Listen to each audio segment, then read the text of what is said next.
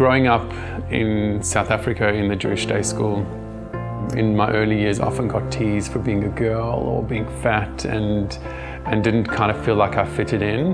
And it wasn't until kind of, year 7 and then onwards into high school that I really kind of felt my niche and found friends that I connected with and felt comfortable at school. And then came to Australia in 1994 and went to Carmel High School for my last 2 years of school, year 11 and year 12. I was one of 20 kids in my year, which was a nightmare. A lot of the kids there had been together since year 1, so there was this ex-South African who didn't fit in with them, and I just hated it. I used to sit a lot on my own, and they went to footy and I wasn't, and through school and through university I kept trying to pretend to be something that I wasn't and trying to fight off what I knew inherent to be who I was. But I could never really identify what that meant or how it actually meant. I know that being gay was just not acceptable and it was wrong. And so when I was called things like girl or fag, it kind of hit me even more so. But I'd always try and push it away or let it wash over me without outwardly letting people know how much it infected me.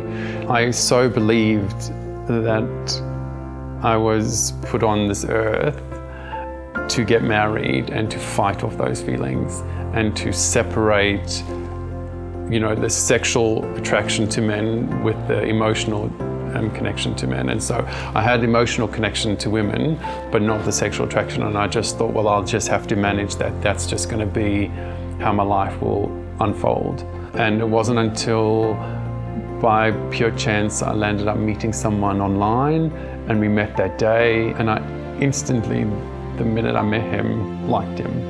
And we had a 3-month relationship, and it changed my whole perspective on what it's like to be with a man, and it felt right. I grew up back in the 80s and 90s. Being gay was not acceptable.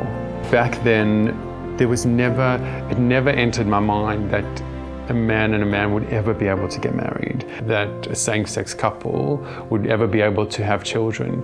So those sorts of things that I'd always aspired to have in my life were just never possible. It just didn't exist. So there was no other way for me to comprehend a life other than marrying a woman. And I'd grown up in an Orthodox Jewish family. We may not have been religious, but we followed the traditions of Judaism. And Judaism told me that being gay was an abomination, that being gay was just not the way to operate. And everything around me just reinforced about having a heterosexual, normal life. And so I thought, my reason on this earth, everyone has their own challenges and their own destiny.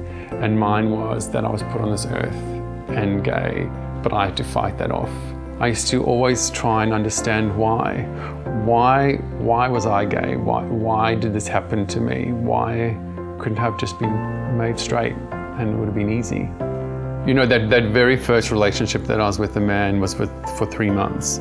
And during that time, it was really difficult because I struggled with the fact that I was now connecting with another man, but I could never say the word gay. During our relationship, I could never say I was gay. We used to joke about the fact that I wasn't the G word. It still was something that I wasn't able to accept, even though I was dating a man. And after we broke up and that heartache, and I just thought, I can't go through life not being true to who I was. And it was at that point that things flipped for me, and that strong belief in God and that connection to God and the conversations I used to have with God stopped. And for a long time, I really was angry with God. Stopped talking to him, didn't want to listen to him. And I was angry for what I think at times thought he put me through.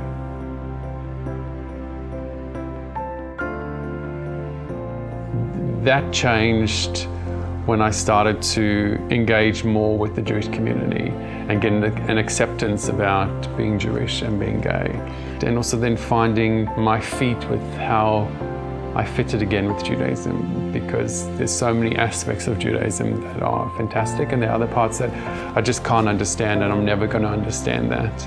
And I'm now just okay with accepting that that's a piece of Judaism that I will not understand. I think as I've become more mature and more engaged in understanding who I am, I'm more passionate about equality and a sense of supporting particularly the gay community and particularly the Jewish gay community.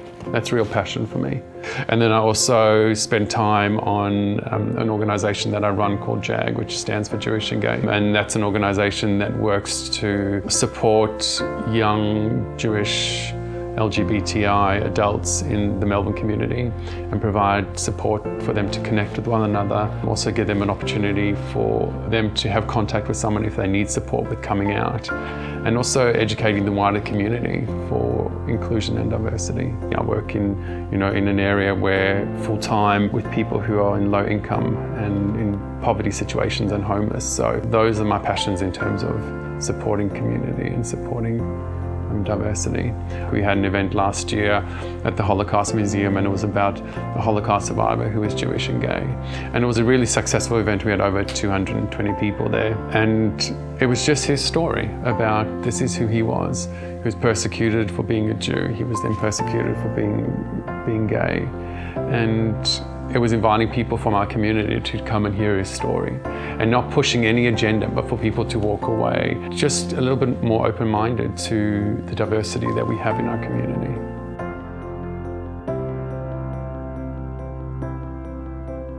Like, I spent so much time hiding and avoiding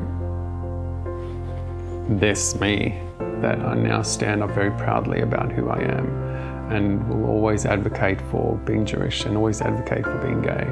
And I think it's about standing up for what you believe in and not being scared about stereotypes or irrational fears that exist in our community. I think the biggest switch for me, which I now understand and am completely okay with, is that whole idea of being married to a woman and having children.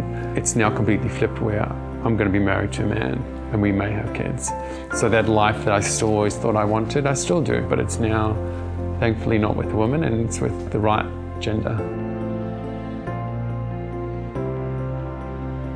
I think about my experience, and I think about how traumatic it was for me growing up, being gay and hiding who I was, and how there were times that I thought my life was not going to go past another year because God would strike me down because I was gay. And so I think we have a responsibility to the young people in our community to make sure that they're safe and that they feel supported.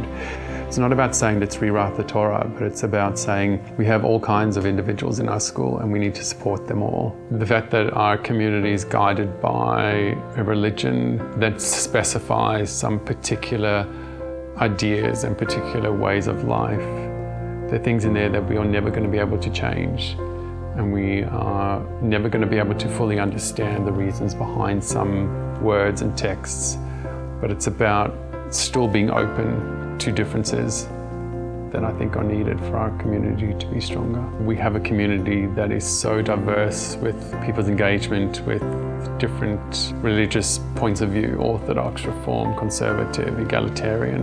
There is such a divide with all of that, and only some will accept you for who you are in different parts. And I think that frustrates me, because essentially we're one community, we are Jews, and we should be open to how you want to live your life. But I think times are definitely changing, and for the better. I think the younger generation is certainly more aware about social responsibility, about diversity and inclusion. And I think the older generation are now starting to learn from the younger community, because we're the future leaders.